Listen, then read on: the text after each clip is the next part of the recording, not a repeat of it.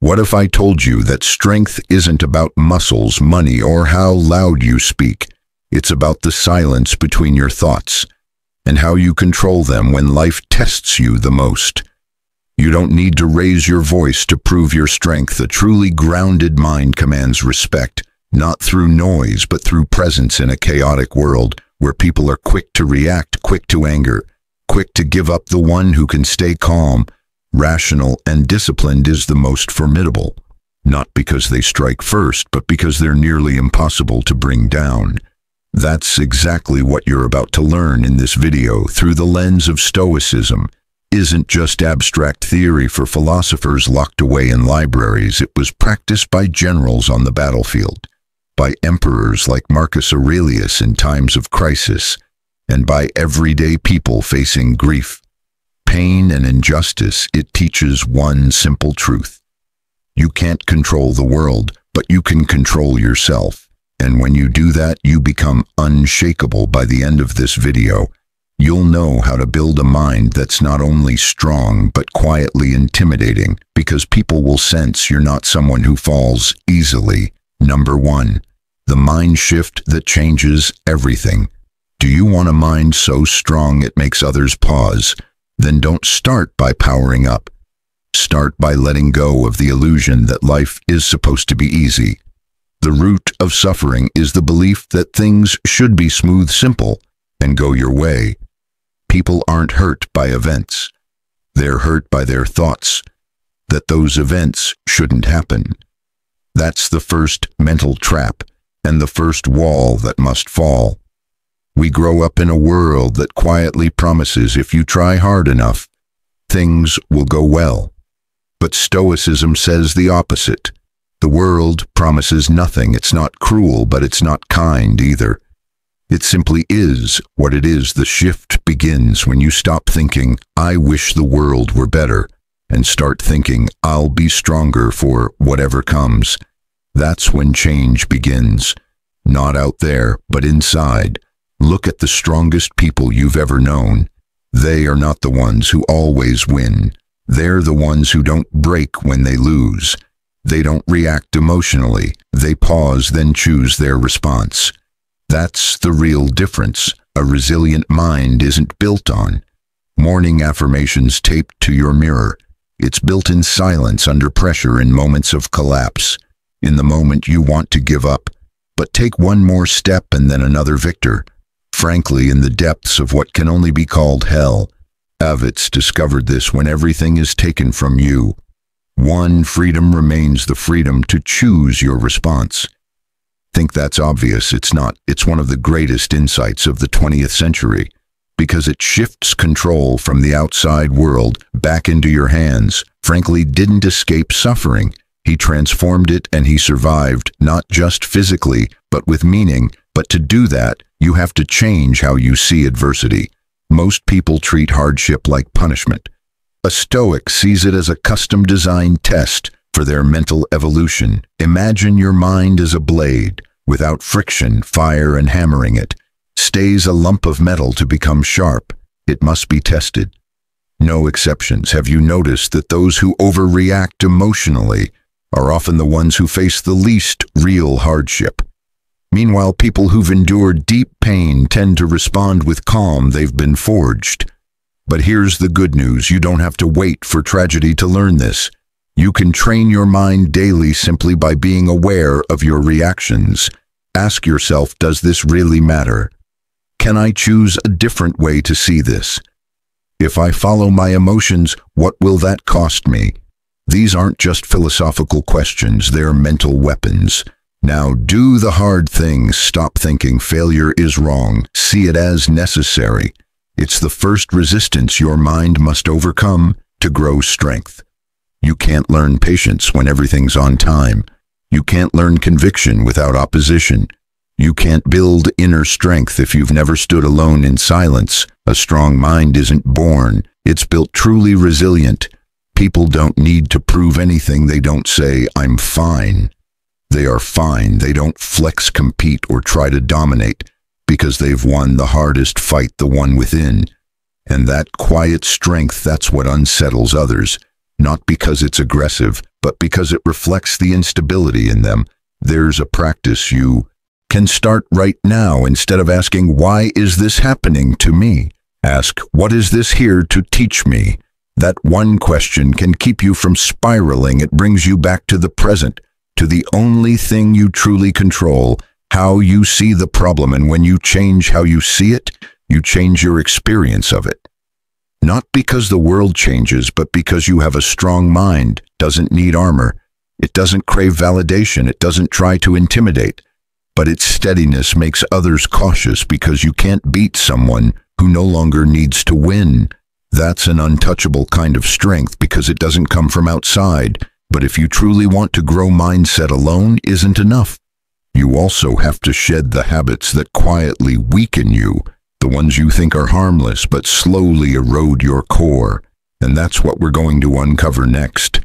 Number 2, habits you must break to grow. There are small things we do every day without ever asking ourselves, "Why am I still stuck in the same place?" It's not because we lack potential, but because we unknowingly carry habits that quietly imprison our minds. A strong mind isn't built on fleeting, high-minded thoughts. It's forged by deliberately clearing away the mental clutter we accumulate over time. You can't become a warrior if every morning you wake up and slip right back into a cycle of complaining, procrastinating, and chasing comfort. Complaining is a sweet but toxic drug for the mind. When you grumble about your job, your coworkers, the weather, or traffic, you're telling your brain, "I'm powerless, I'm not in control." Worse, you start to believe it. Sure, it brings momentary relief, but it leaves you stuck in the same unchanged reality. Think about it. Have you ever seen someone calm, composed, and focused on solutions who constantly complains? Mentally strong people choose action or silence. If they can fix something, they do. If they can't, they let it go. Everything in between is just draining your life energy. Next time you're about to complain, ask yourself, "What can I do right now to change this?" If the answer is nothing, then exhale, release it, and move on. Another well-disguised trap is comfort. We're constantly tempted by the soft chair, the cool room, the easy option, the familiar path. But the comfort zone is where growth dies. Stoicism doesn't teach us to be cold or detached. It teaches us to face discomfort as an inseparable part of life. When you skip a workout because you're tired, when you stay silent, because you're afraid to offend, when you delay a decision because you're not ready, you're sending yourself the message, "Today I choose not to grow." Growth doesn't come from what you read or listen to. It comes from your willingness to step into discomfort on purpose. Each day, choose one thing that stretches you. Wake up 30 minutes earlier. Say a clear no. Try something you've always avoided. That's how you expand your inner frontier. We're also masters of excuses. The reasons sound convincing. "I'm busy. I don't have time. I'm not that kind of person." But excuses are just elegant disguises for fear of failure, fear of judgment, fear of change. And the danger is we start treating those excuses like unshakable truths. People with strong minds don't make excuses. They face reality and take responsibility. They don't wait for motivation. They just need the right reason. Ask yourself this: what in my life is stuck simply because I keep making excuses? There's one more habit we often overlook, but it's deeply rooted. The need for approval. We all crave recognition, praise, and agreement that's human. But when your mind is controlled by other people's opinions, you lose yourself. You bend to fit in. Hesitate over key decisions because what will they think? And slowly your core fades away. A Stoic knows the only approval that matters comes from their own conscience.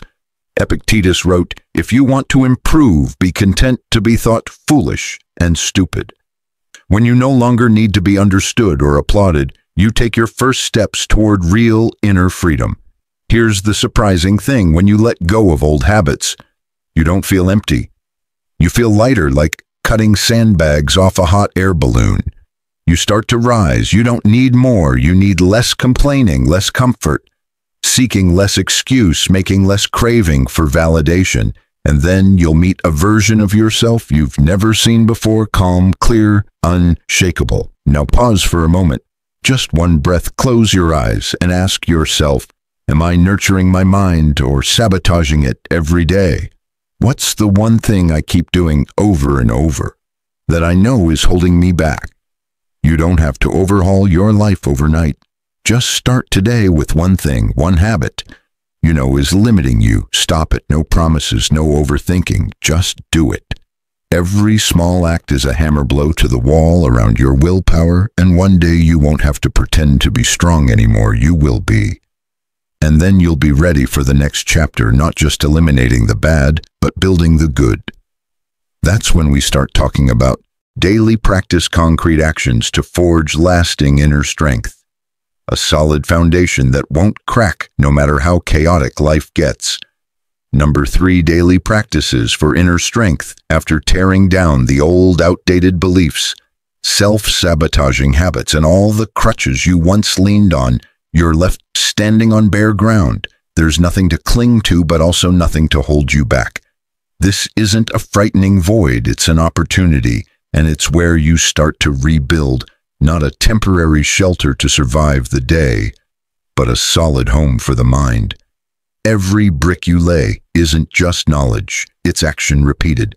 Steady, real Stoicism isn't a philosophy to simply understand. It's a discipline to live, and you can't live it unless you practice it every single day. Strangely, many people think of mental strength as some mystical trait or an inherited gift. But the Stoics knew better. The mind is a construction site. You build it brick by brick, beam by beam, with discipline, with willpower, and with seemingly trivial acts. Like taking a cold shower in the morning, it doesn't make you a hero, but it is the first test of the day. Will you choose discomfort to regain control, or will you let old habits drag you back into weakness? Then there's movement. A weak body can barely support a strong mind. The ancient Romans understood this. The body is an instrument of the will. When you lift weights, run, or do push-ups, you're not just training muscles, you're building endurance, grit, and above all, self-respect. You said you would, and you did. Rain or shine, witnessed or not. So ask yourself, how long has it been since you last broke a promise to yourself? But intensity is only half the battle. The other half is depth. A true Stoic carves out a few minutes every day to step back from the noise, shut everything off, and actually listen to themselves. Call it meditation, stillness, silence, whatever you want. Just know this: no one can control their emotions if they've never taken the time to observe them when the world pushes you into chaos. Only this kind of inner training can keep you grounded rather than blown around like a leaf in the storm. And then there's the one practice most people avoid: choosing to challenge yourself daily, not to show off, but to sharpen. Wake up when the alarm rings, don't snooze. Send the uncomfortable email, say no when you need to withdraw. Learn the skill that makes you feel clumsy and slow. These things are small, but every time you do them, you place another brick of willpower, and every time you dodge them, you carve a deeper hole inside yourself. Epictetus said, "No man is free who is not master of himself." You don't need to explain this line, you need to live it. The freedom you're chasing isn't out there. It's in your ability to do what needs to be done, even when you don't feel like it. So be honest, when was the last time you chose the hard thing instead of the easy one? When did you last say no to comfort so you could say yes to growth? A strong mind doesn't need praise. It works in silence. It doesn't overreact. It doesn't get pushed around. People may not know why you feel different, but they will feel it, and sometimes they'll fear the quiet power you carry. If you truly want to build that kind of strength, start tomorrow, or better yet, start today. Take a cold shower, move your body, sit in silence. Choose the hard thing you've been avoiding. Do it not because you're motivated, but because you're building a mind that can't be shaken. No applause, no rewards, just the quiet knowing you're becoming solid as stone. And if you feel tired, discouraged, or ready to quit, pause, breathe, notice what's happening. Realize this discomfort won't break you. It's simply asking, are you worthy of the stronger version of yourself? Because once you notice the shift in your reactions, your calm in chaos, your grip on anger, laziness, fear, you'll know you're not who you used to be, and that's when you're ready for the next lesson. The one every true Stoic spends a lifetime learning how to rethink failure, not to avoid it, but to befriend it and use it to become unshakable. Number 4, rethink failure. Like a Stoic, failure is something most of us are taught to avoid, to hide, or to move past as quickly as possible, as if it were a filthy trap on the road of life and only the careless fall into it. But to a Stoic, failure isn't a trap. It's a map. A map nobody wants to hold, but anyone who's gone far has read. Failure shows you where you're weak, where you don't fully understand yourself, where you thought you had enough, but didn't. Most people see it as the end. A Stoic sees it as reality stern, not inviting you to adjust and move forward. If you've ever lost a job, been rejected, or stood in a room full of people and still felt invisible, you've failed. And if in those moments all you did was blame yourself, lash out, or rush for comfort, then you missed a rare chance to train your mind. A strong mind isn't one that knows everything. It's one that dares to sit with failure and ask, what are you here to teach me? The truly successful, the ones others respect, without them needing to say a word, are the ones who've asked that question many times and waited long for the answer. Catherine Schultz, a Pulitzer Prize-winning journalist, wrote an entire book called Being Wrong to highlight a deeply uncomfortable truth. The best people are often the ones who've been wrong the most, but they don't get stuck in their mistakes. They observe them like scientists watching an experiment. No shame, no excuses, no defensiveness.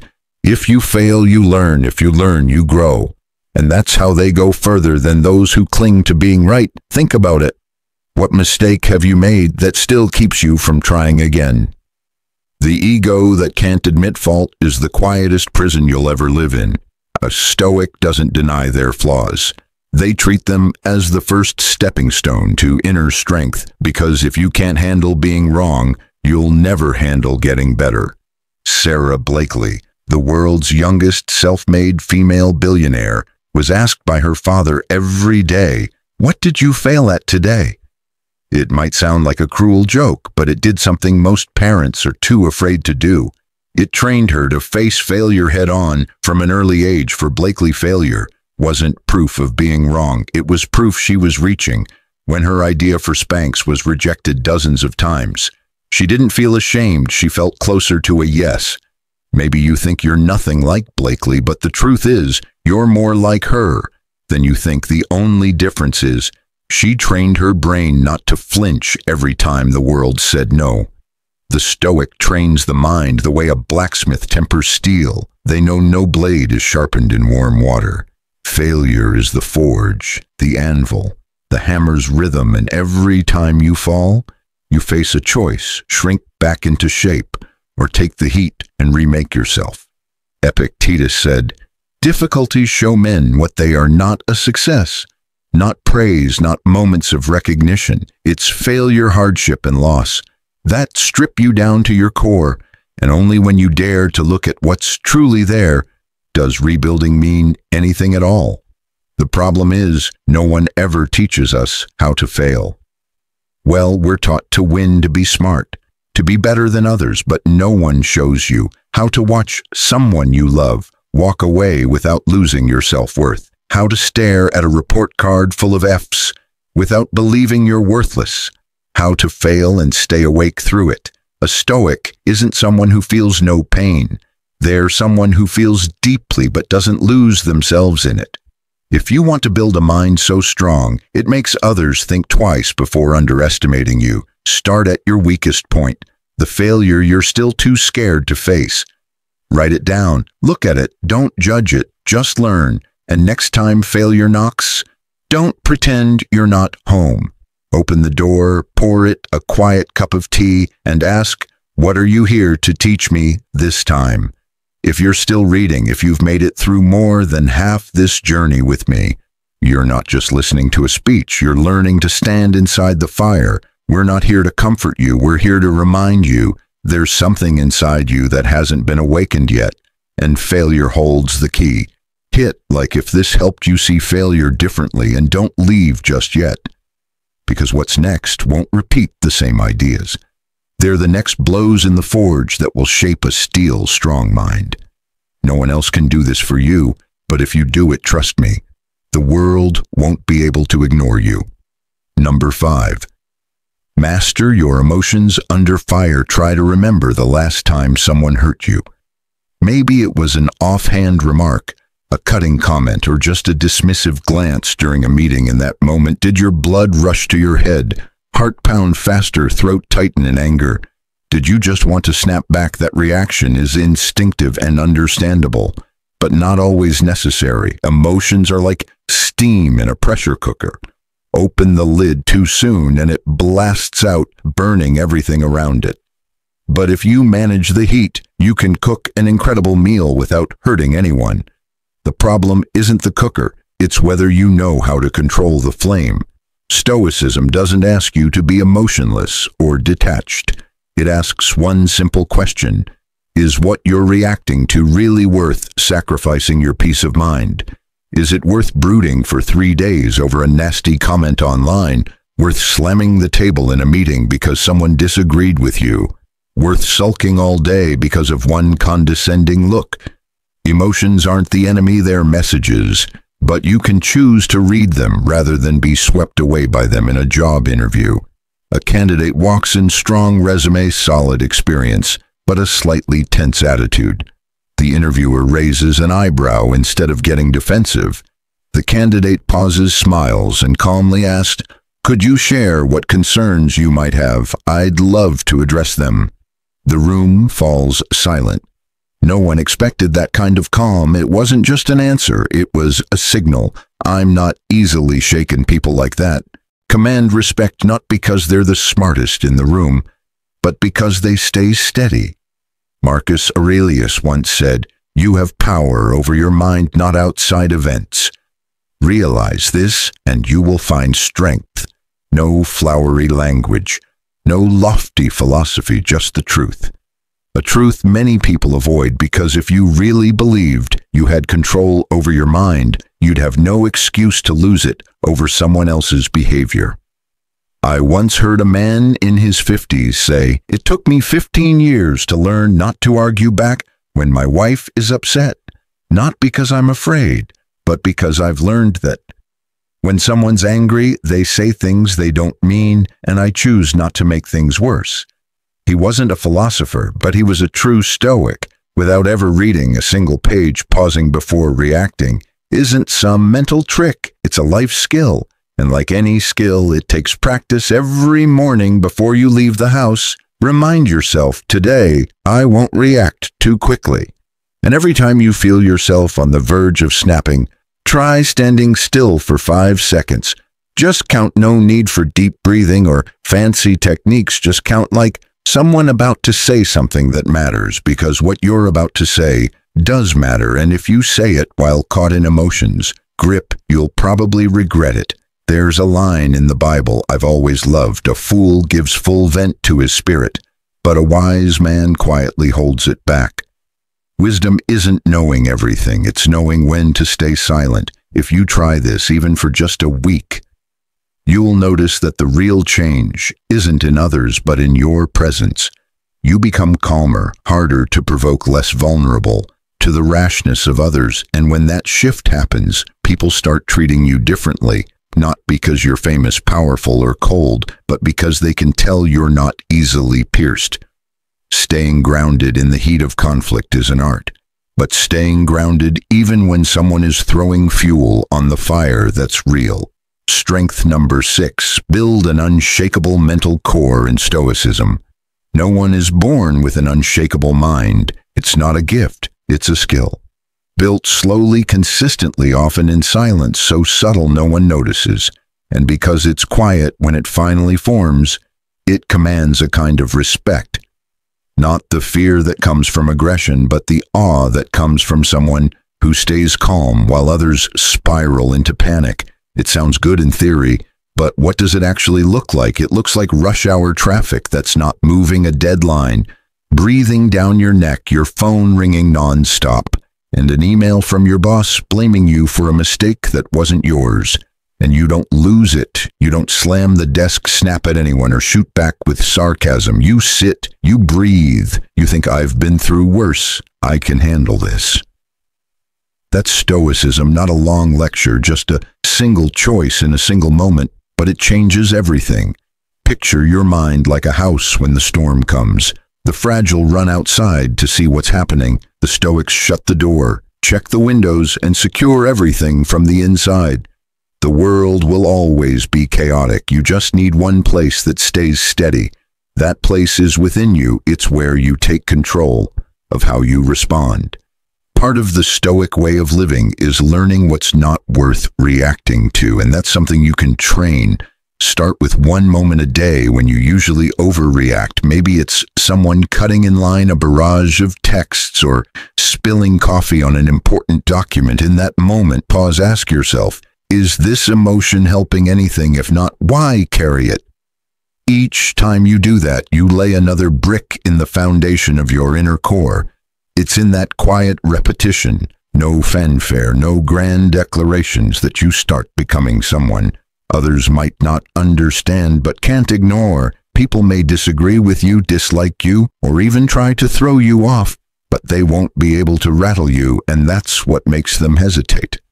Let me tell you a story, not for entertainment, but because sometimes you need to see yourself in someone else, to believe there's still a way forward, even if you have to crawl.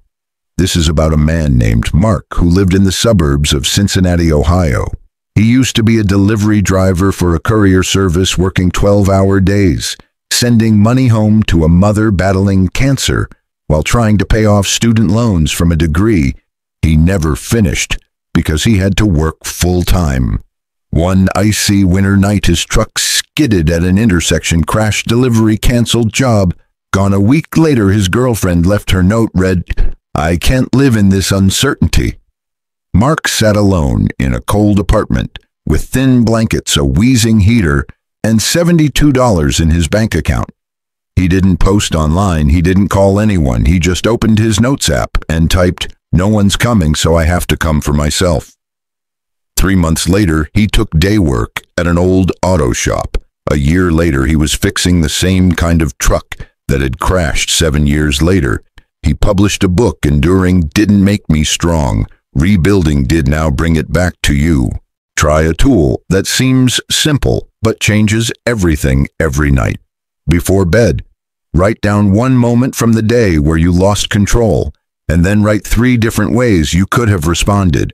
If your inner core had been stronger, keep doing it over time. You'll see the change doesn't come from feeling powerful, but from becoming harder to shake one choice at a time. Remember, people won't be wary of you because you speak loudly or argue. Well, they'll be wary because you don't waver, because when they act on impulse, you choose stillness. When they unravel, you hold your rhythm. Your steadiness reflects their chaos, and not everyone is ready to face their own reflection. And if you've made it this far, there's one thing you need to know. Mental strength won't make the road shorter, but it will keep you standing when the road gets hard. But to walk the whole path, you need something even stronger than strength. Discipline. Motivation only shows up when it wants to. Discipline is what you rely on when motivation disappears, and that's the final lesson waiting for you. Number 7, why discipline beats motivation. You wake up at 5:30 a.m., the alarm blare through the cold, silent room. Your body feels heavy. Your eyes refuse to open in your head. A negotiation begins. Just 10 more minutes. Then I'll get up. 10 minutes pass. Then 10 more. Eventually, you drag yourself out of bed at 7, frustrated not because you're late, but because once again you lost that quiet battle. This isn't about weak willpower, it's the price you pay for an undisciplined mind. Most of us believe that one powerful reason, or one inspiring quote, is enough to change our lives, but that's a beautiful illusion. and a dangerous one. Motivation is like a visitor. It shows up, unexpectedly lingers for a while, and disappears without warning if you build your future on it. It's like building a house on sand. You'll work when you feel like it and stall when you're tired, sad, lazy, or just not in the mood. Discipline is different. Discipline is invisible, but everyone feels it. When you have it, shows in how you speak less and do more, in how you walk to the gym in the rain, and how you say no to greasy food. Because you're chasing something bigger, people might say you're so persistent. But deep down, you know it's not persistence. It's that there's no other option. You've turned the right action into a reflex, no negotiations. No need to feel like it. Look at people who succeed consistently. They're not the ones overflowing with energy. They're the ones who understand that emotions are variables, but action must be constant. A writer writes every day, even with nothing to say. A pro athlete trains, even when they're heartbroken. An entrepreneur reads each morning, even after a crushing failure. These people live by systems, not by sparks of inspiration. Got a goal, lose weight, write a book, earn more. Great, but goals are just compasses. They don't move you. Systems are the wheels. You need to schedule 5 workouts a week. Get the junk food out of your kitchen. Write 500 words each morning, no matter how awful the draft.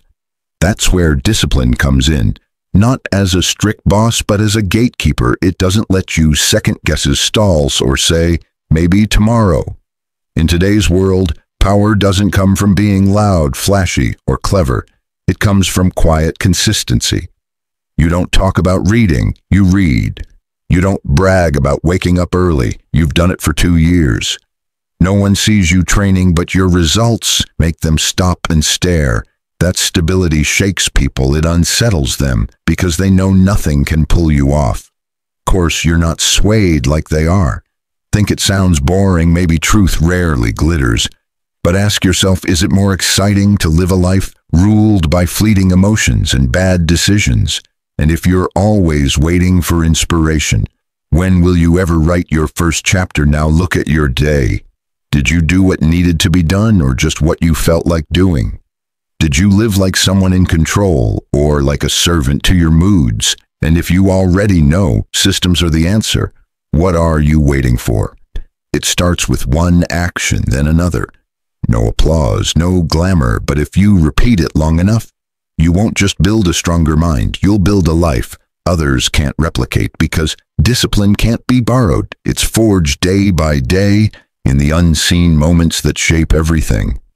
And if you live like that long enough, you won't just build mental strength. You'll become a pillar of stability in a chaotic world, and nothing is more powerful than someone who always knows exactly what they need to do, no matter what their emotions try to say.